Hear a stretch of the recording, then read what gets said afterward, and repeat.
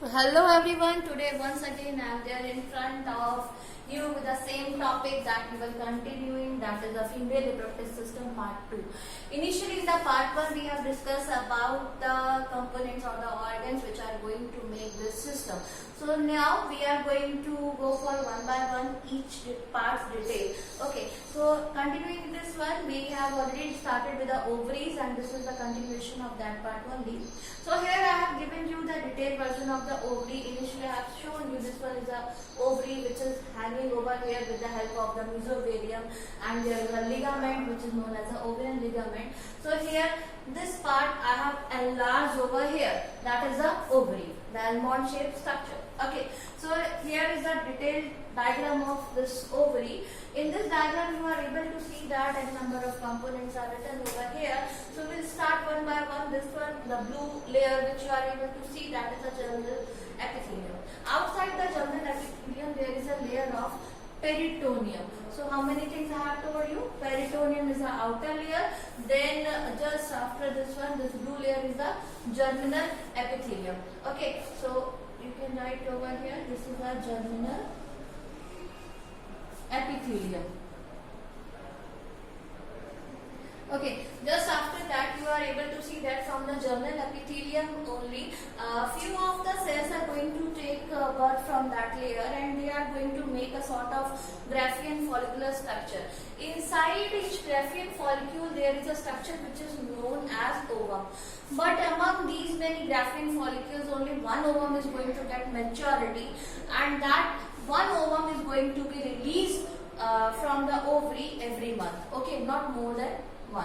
Okay, so here is the structure. Here you can see that this is the primary follicle, this one is the egg nest, and here is the egg nest, this is the egg tube basically, this is the egg nest. Here you can see that the central location is taken with the ovum, then it is getting matured over here and they are going to convert into secondary follicles, basically then tertiary, they are getting mature. So here you are able to see that this is a mature Graafian follicle in which there is a empty space also antrum. This is a mature ovum. When it is going to get maturity, then it will be released out from the ovary. So this is a released ovum. After the releasing of the ovum, this is a ruptured follicle. When the follicle is going to rupture, so whatever the remaining will be there, this part is going to be converted into basically corpus luteum. After that, this corpus luteum is going to be a sort of yellowish color mass, and here you are able to see that this is a degenerating follicle. So we will proceed with the points. Okay, next.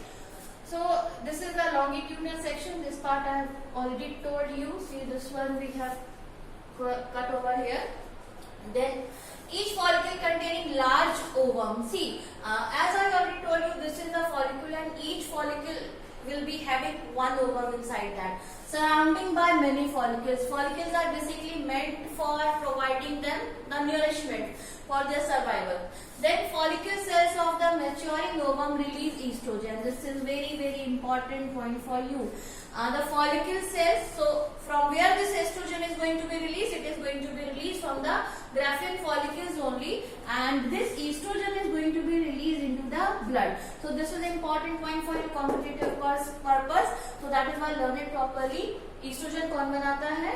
Estrogen बनाते हैं Graafian follicles. Next thing, most mature ovum is released from the ovary once in a month.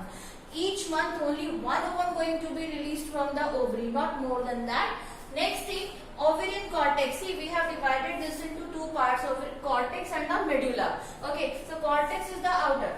So our ovarian cortex containing young and mature follicles and also contain large mass of yellow cells. These large mass of yellow cells are known as basically corpus luteum. When it is known as corpus luteum, when the ovum got released from that one. Okay, so this corpus luteum is formed in the cavity or antrum of empty Graafian follicle.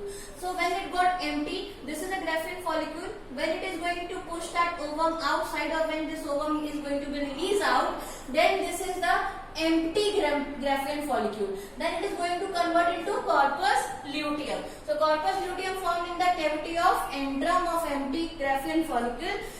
Then next thing, corpus luteum secretes yellow pigment. This is a corpus luteum which is going to secrete the yellow pigment. And one more important thing which is important for the pregnancy, that is the progesterone. Okay, this is another important female hormone. Okay, next thing, progesterone in which period? During pregnancy.